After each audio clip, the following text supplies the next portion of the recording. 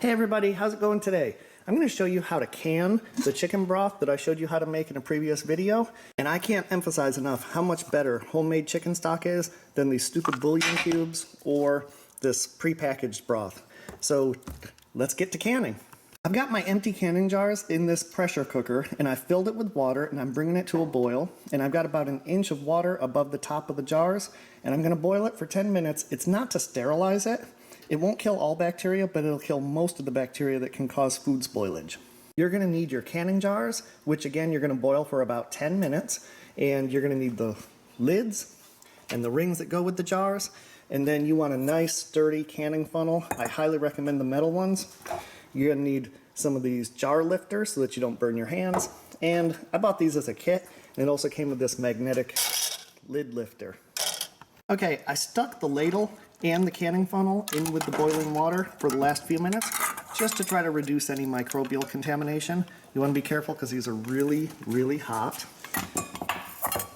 Now, what I want to do is empty jars one at a time. I'm going to empty out that hot water into my other canner. After I've emptied the water out, I'm going to put it on a metal plate. And then I've got my chicken stock nice and hot, and I'm going to put the funnel in the canning jar and now ladle that nice hot chicken stock into the jar. And I want to leave about an inch of headspace. Headspace is how much distance there is between the broth and the top of the jar. Then you remove the funnel and you want to make sure that you have a nice clean lip on the jar. Grab a ring. You'll notice that the rings have been in some simmering water, not boiling, and set it on there. Put a ring across it and screw it down. Sometimes you have to back the screw before you screw it back on. You want to make sure that the ring is on really tight, and now using your jar lifter, carefully transfer it to the pressure canner and repeat with the other jars.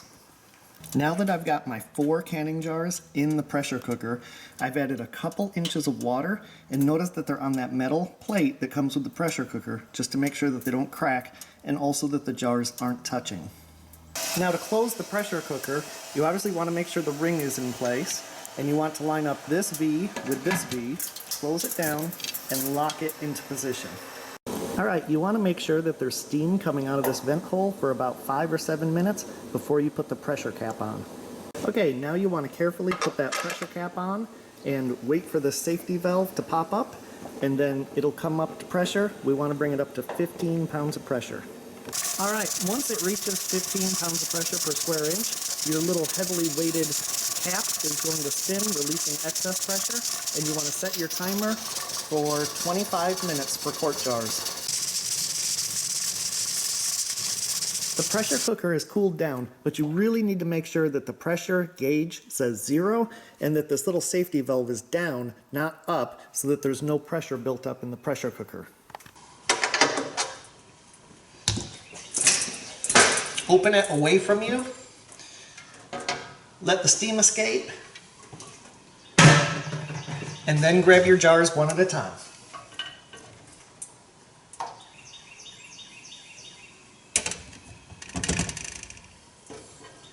And it's perfectly normal for them to bubble like this as they cool down. You hear that pinging sound? That was the jar sealing. As it cools, it's almost like watching a lava lamp. Here we are the next day. These have cooled down thoroughly, and you always want to remove the ring. When you store them without rings on, because if you have the ring on here and bacteria start to decompose this, the gases that are produced will blow off the lid. If you have the ring on, you're not going to know that. And so here we go. I'm going to label this and put it in the pantry.